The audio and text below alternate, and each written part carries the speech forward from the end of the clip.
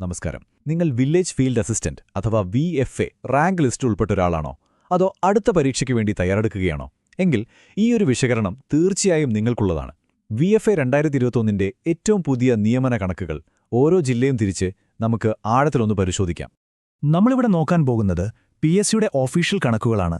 ഇത് വെറും അക്കങ്ങളല്ല, മറിച്ച് നിങ്ങളുടെ അടുത്ത നീക്കം എന്തായിരിക്കണം എന്ന് പ്ലാൻ ചെയ്യാൻ സഹായിക്കുന്ന വളരെ പ്രധാനപ്പെട്ട വിവരങ്ങളാണ്. ഇതിലൂടെ നിങ്ങൾക്കൊരു ക്ലിയർ പിക്ചർ കിട്ടും. ഒരുപക്ഷേ നിങ്ങളുടെയൊക്കെ മനസ്സിലുള്ള ഏറ്റവും പ്രധാനപ്പെട്ട ചോദ്യം ഇതായിരിക്കും, അല്ലേ? എന്റെ ജില്ലയിൽ എന്താണ് അവസ്ഥ? വിഷമിക്കേണ്ട, ഈ ഒരു വിശകലനം കഴിയുമ്പോഴേക്കും ഓരോ ജില്ലയിലെ നിയമനങ്ങളുടെ കൃത്യമായ ഒരു ചിത്രം നിങ്ങൾക്ക് ലഭിച്ചിരിക്കും. ശരി, അപ്പോൾ നമുക്ക് നമ്മുടെ യാത്ര തുടങ്ങാം. ആദ്യം തന്നെ PSC ടേബിളുകൾ ശരിക്കും മനസ്സിലാക്കാൻ ചില പ്രധാന വാക്കുകൾ എന്താണെന്ന് നോക്കാം.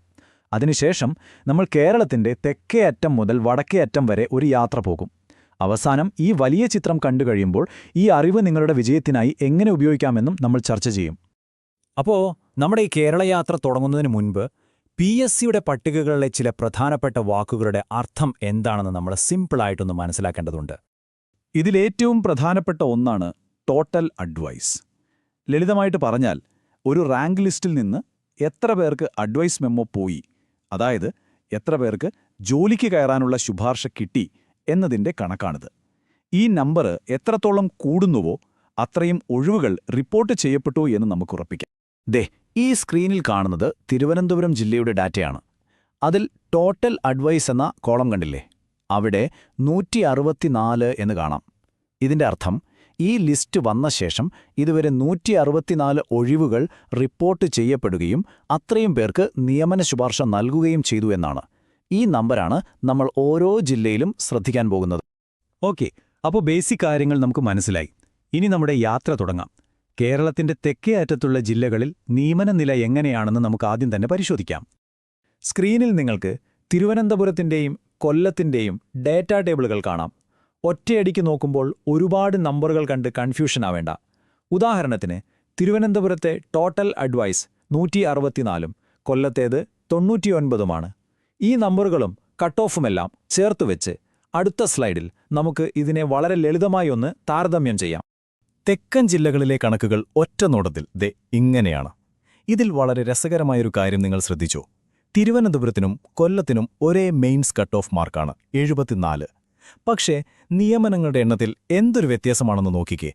തിരുവനന്തപുരത്ത് 164 പേർക്ക് നിയമനം കിട്ടിയപ്പോൾ കൊല്ലത്ത് അത് 99 മാത്രമാണ്. അതുപോലെ തന്നെയാണ് പത്തനംതിട്ടയുടെയും ആലപ്പുഴയുടെയും കാര്യം. ഒരേ കട്ട് ഓഫ് ആണെങ്കിലും നിയമനങ്ങളിൽ വ്യത്യാസമുണ്ട്.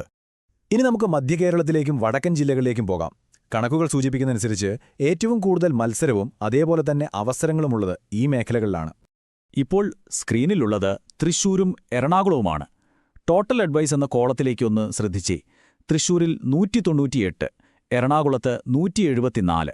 സംസ്ഥാനത്ത് തന്നെ ഏറ്റവും ഉയർന്ന നിയമന സംഖ്യകളാണിത്. ഈ ജില്ലകളിലെ അവസരങ്ങൾ എത്ര വലുതാണെന്ന് ഇതിൽ നിന്ന് വ്യക്തമാണല്ലോ. ഇനി നമുക്ക് ഇവയെ മറ്റ് ജില്ലകളുമായി ഒന്ന് താരതമ്യം ചെയ്യാം. മധ്യകേരളത്തിലെ ചിത്രം നോക്കൂ. 198 അഡ്വൈസുകളുമായിട്ട് തൃശ്ശൂരാണ് ഒന്നാമത്. തൊട്ടുപിന്നിൽ എറണാകുളവുമുണ്ട്. പക്ഷേ മറുവശത്ത് ഇടുക്കിയിൽ കട്ട് ഓഫ് 68ആയി കുറവാണെങ്കിലും നിയമനങ്ങളും 55ആയി കുറവാണ്.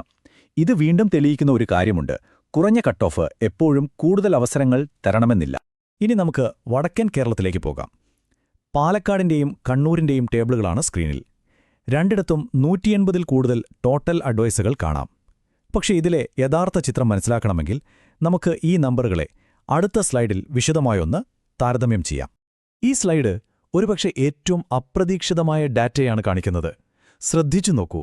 സംസ്ഥാനത്ത് ഏറ്റവും ഉയർന്ന കട്ട് ഓഫ് മാർക്ക് കോഴിക്കോടാണ്, 74.67. എന്നാൽ നിയമനങ്ങളുടെ കാര്യത്തിൽ കോഴിക്കോട് വളരെ പിന്നിലാണ്, വെറും 98.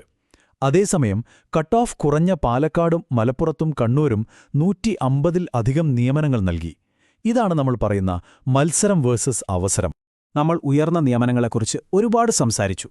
ഇനി ചിത്രത്തിന്റെ മറുവശം കൂടി ഒന്ന് നോക്കിയാലോ? ഇതുവരെ ഏറ്റവും കുറച്ച് നിയമനങ്ങൾ നടന്ന ജില്ലകൾ ഏതൊക്കെയാണ്? സംസ്ഥാനത്ത് ഏറ്റവും കുറവ് ടോട്ടൽ അഡ്വൈസ് നൽകിയിരിക്കുന്നത് വയനാട് ജില്ലയിലാണ്, വെറും 25 മാത്രം. തൊട്ടുമുകളിൽ കാസർഗോഡും പത്തനംതിട്ടയുമുണ്ട്. ഈ കണക്കുകൾ കാണിക്കുന്നത് സംസ്ഥാനത്തുടനീളം അവസരങ്ങൾ ഒരുപോലെയല്ല വിതരണം ചെയ്യപ്പെട്ടിരിക്കുന്നത് എന്നാണ്. ഇതുവരെ നമ്മൾ ഓരോ ജില്ലയെയും പ്രത്യേകമായാണ് നോക്കിയത്. ഇനി ഈ എല്ലാ വിവരങ്ങളെയും ഒരുമിച്ച് ചേർത്തുവെച്ച് സംസ്ഥാന തലത്തിലുള്ള ഒരു വലിയ ചിത്രം നമുക്ക് നോക്കാം. ഈ ബാർ ചാർട്ട് കാര്യങ്ങൾ വളരെ ലളിതമാക്കുന്നു അല്ലേ? ഏറ്റവും കൂടുതൽ നിയമനങ്ങൾ നടന്നത് തൃശൂർ ജില്ലയിലാണ് 198. തൊട്ടുപിന്നാലെ എറണാകുളവും തിരുവനന്തപുരവും. ചുരുക്കി പറഞ്ഞാൽ VFA തസ്തികയിൽ ഏറ്റവും കൂടുതൽ ഒഴിവുകൾ വന്നത് ഈ ജില്ലകളിലാണ്. ഇനി മത്സരത്തിന്റെ കാഠിന്യം നോക്കിയാലോ? കോഴിക്കോടാണ് ഏറ്റവും കടുത്ത മത്സരം നടന്നത്.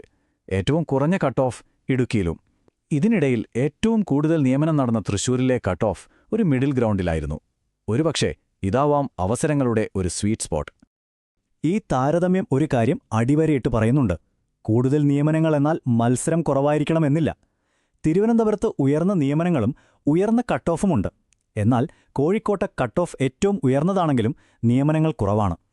ഒരു ഉദ്യോഗാർത്ഥി എന്ന നിലയിൽ നമ്മൾ ഏറ്റവും കൂടുതൽ ശ്രദ്ധിക്കേണ്ട പാഠം ഒരുപക്ഷെ ഇതുതന്നെയാണ്. ഇത്രയും കണക്കുകൾ നമ്മൾ പരിശോധിച്ചു. ഇനി ഏറ്റവും പ്രധാനപ്പെട്ട ചോദ്യം, ഒരു ഉദ്യോഗാർത്ഥി എന്ന നിലയിൽ ഈ വിവരങ്ങൾ നിങ്ങൾക്ക് എങ്ങനെ പ്രയോജനപ്പെടുത്താമെന്നതാണ്. ഈ കണക്കുകൾ നമുക്ക് നൽകുന്ന ഏറ്റവും വലിയ സന്ദേശം ഇതാണ്. അവസരങ്ങളുണ്ട്, പക്ഷേ മത്സരവും കഠിനമാണ്. റാങ്ക് ലിസ്റ്റുകൾ ഇപ്പോഴും സജീവമാണ്. കൂടുതൽ അഡ്വൈസുകൾ വരാനിരിക്കുന്നുമുണ്ട്. അതുകൊണ്ട് ഇനിയും പഠനം തുടങ്ങാത്തവരുണ്ടെങ്കിൽ എത്രയും പെട്ടെന്ന് തുടങ്ങുക. ഓൾറെഡി തുടങ്ങിയവർ കൂടുതൽ ഗൗരവത്തോടെ മുന്നോട്ടു പോവുക. ഈ വിശകലനം നിങ്ങൾക്ക് ഒരു വഴികാട്ടിയാകുമെന്ന് വിശ്വസിക്കുന്നു. അടുത്ത വിജ്ഞാപനം വരുമ്പോൾ ഏത് ജില്ല തിരഞ്ഞെടുക്കണം, എത്രത്തോളം കഠിനാധ്വാനം ചെയ്യണം എന്നതിനെക്കുറിച്ച് അറിവോടെ ഒരു തീരുമാനമെടുക്കാൻ ഈ കണക്കുകൾ നിങ്ങളെ സഹായിക്കട്ടെ. അപ്പോൾ നിങ്ങളുടെ പേര് അടുത്ത റാങ്ക് ലിസ്റ്റിന്റെ മുകളിൽ കാണാൻ നിങ്ങൾ തയ്യാറാണോ?